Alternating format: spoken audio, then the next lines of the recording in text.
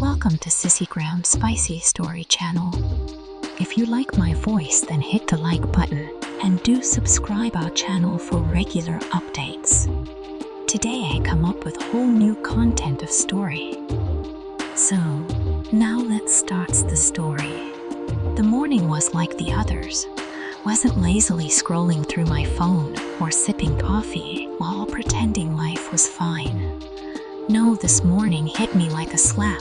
My phone screen lit up with a message from an unknown number.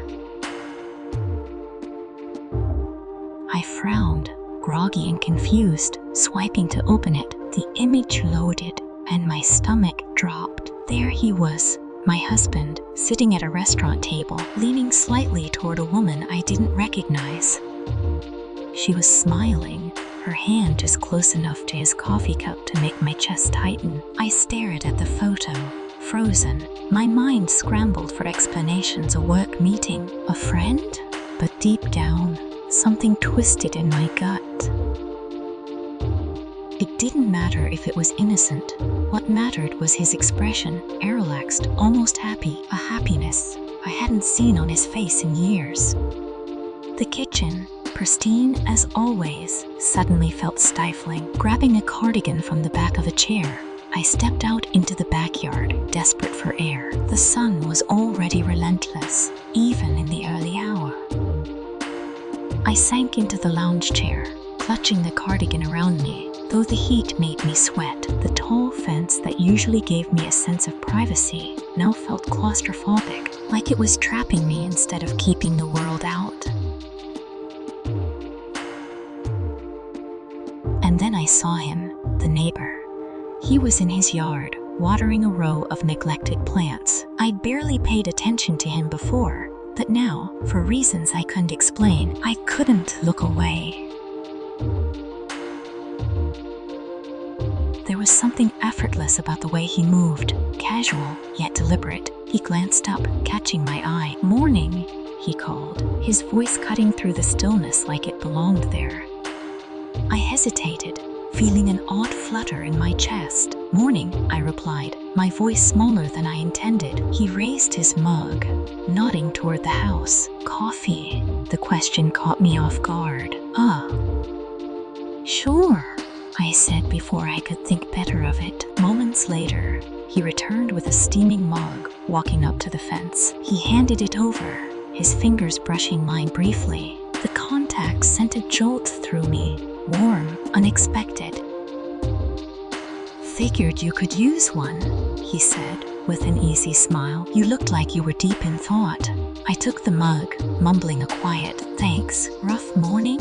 he asked, leaning casually against the fence like we'd known each other for years. "Something like that," I replied, keeping my answer vague. He nodded, not pushing for more. "Sometimes stepping outside helps, you know?" A faint smile tugged at my lips as I sipped the coffee. It was strong, just how I liked it. "You always this philosophical? Or is it the caffeine talking?" He chuckled, the sound rich and genuine. "Maybe a little of both."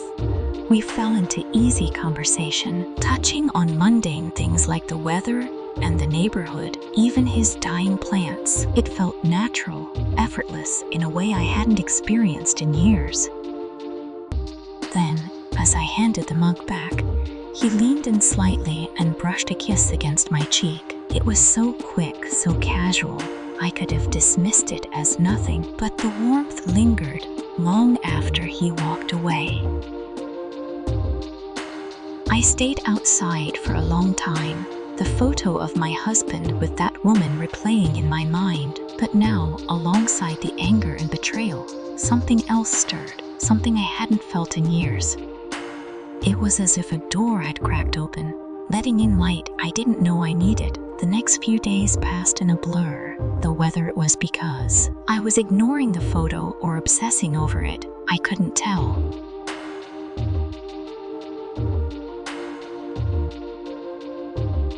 My thoughts raced endlessly about my husband's distant face, the neighbor's easy smile, the fleeting kiss on the cheek. I tried to bury myself in chores and errands, but nothing I saw him again. It was a Friday afternoon at the grocery store. I was distractedly tossing random items into my cart when his voice broke through my thoughts. "You're really going for the essentials, huh?" I looked up, startled. He stood a few feet away, holding a basket with just bread and a six-pack of beer. I glanced at my cart, suddenly aware of its chaotic contents: snacks, cleaning supplies, a box of cookies I didn't even like. "Guess I'm not as efficient as you," I said with a sheepish laugh. "Or maybe you're just more prepared," he replied, stepping closer. "What's life without a little spontaneity?" His words caught me off guard, but I couldn't help the smile that crept onto my face.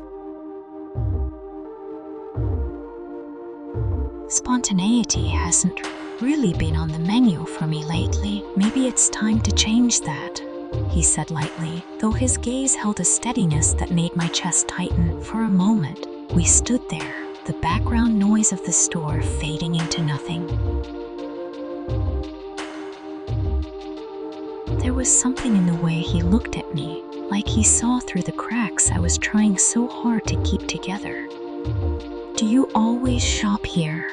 I asked, desperate to break the tension. "Most days," he said with a shrug. "Not much else to do when you live alone and don't cook much." "You?" "Well, minus the living alone part.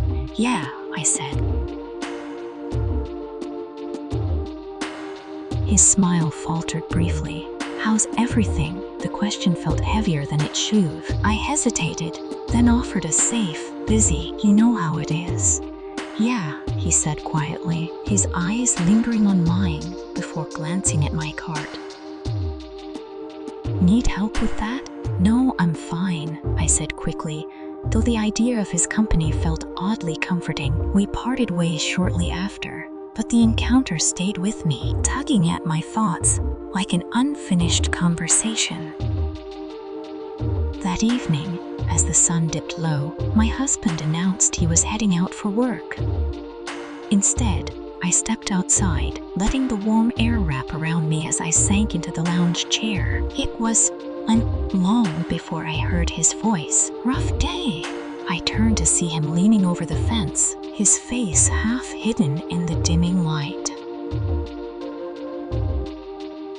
"You could say that," I admitted softly. "Want to talk about it?" I hesitated, my instinct to bottle everything up clashing with the strange comfort of his presence.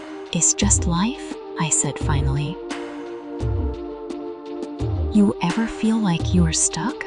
Like no matter what you do, nothing changes?" "All the time," he said without hesitation. "That's why I moved here. Figured a change of scenery might help." "Has it?" He shrugged. "Some days." "What about you?" he asked, his voice quieter now. "What would it take to make things better?" Or maybe I did, but I was too afraid to say it. Instead, I shrugged, hoping I'd let it drop. He didn't push, but before walking away, he turned back one last time. "Sometimes," he said softly, "you have to stop waiting for things to change and make them change yourself." His words echoed long after he was gone, leaving me standing at a crossroads. I wasn't sure how to navigate. This is where the story wraps up. Share your thoughts in the comments below. For more stories like this, be sure to subscribe to my channel. I'll talk to you soon. See you next time.